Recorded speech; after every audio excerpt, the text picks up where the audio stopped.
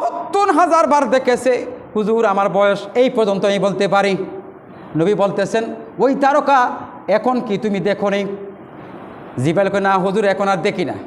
হাদিস শরীফ খুলে দেখেন আল্লাহর নবী বললেন জিব্রাইলের পিছন দিকে আসো, এসে আমার জামা মোবারকটা উঠাও।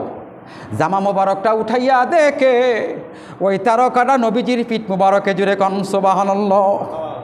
রাত জিব্রাইল ওই তারকা ছিলাম আমি নবী মুহাম্মাদুর রাসূলুল্লাহ সাল্লাল্লাহু আলাইহি ওয়াসাল্লাম। আমার নবী 40 বছর পর নবীতি পান নাই।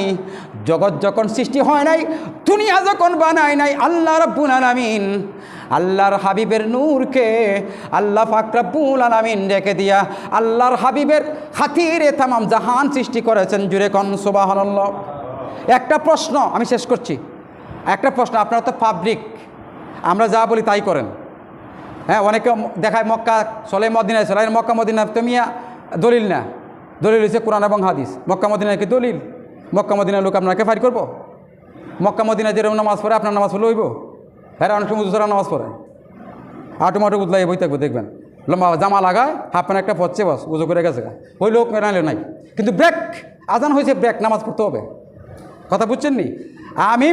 আমি গুনাহগার চিন্তা করে দেখছি, আমরা বাংলাদেশের মুসলমান যেভাবে ধর্ম পালন করে, যেভাবে নামাজ পড়ে, যেভাবে দান সাদকা করে, যেভাবে নফল ইবাদত করে, মক্কার লোক করে 1 ইঞ্চিও করে না। আপনি মক্কা মদিনা দেখিয়ে দিবেন, আপনি দেখবেন কি কোরআন, ঠিক কিনা বলেন? এটা হলো আমরা যে সেই নবীর উম্মত।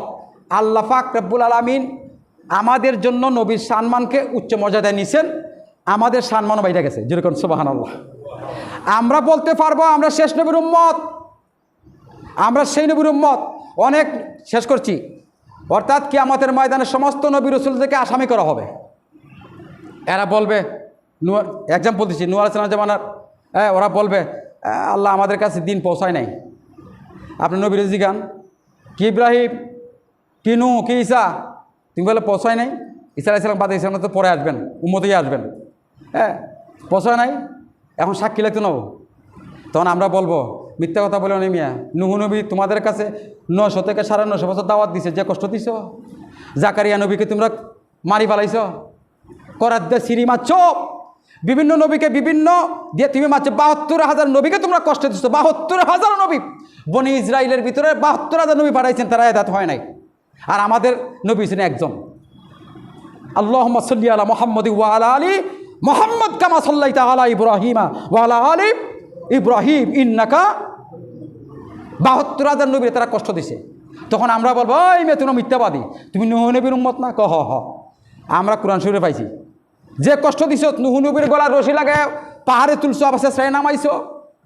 মিথ্যা কথা, আল্লাহ এরা মিথ্যা কথা কয়। আমরা কোরআনে পাইছি নবী দাওয়াত দিছে, এরা মিথ্যা কথা কয়। আল্লাহ বলবে সাক্ষী পাইছি, তোমরা নাজাত পাইছো, তোমরা জাহান্নামে যাবে। জুড়ে কোন সুবহানাল্লাহ। সুবহান।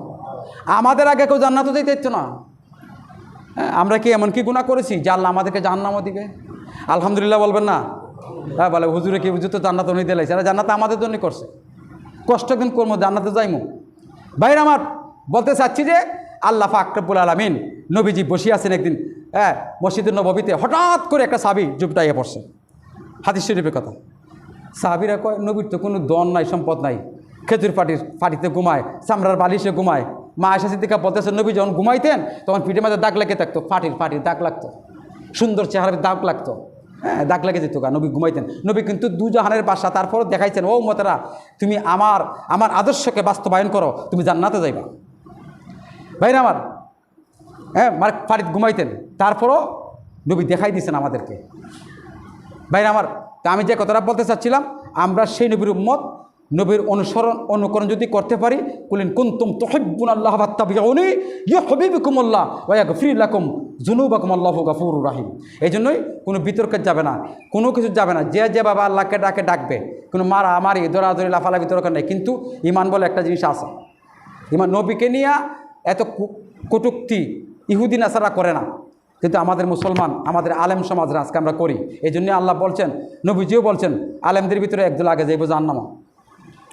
আল্লাহ উদ্বোধন করবে আমরা দিয়ে, আপনারা দিয়ে না, বুঝি না, আমাদেরকে দিয়ে করবে।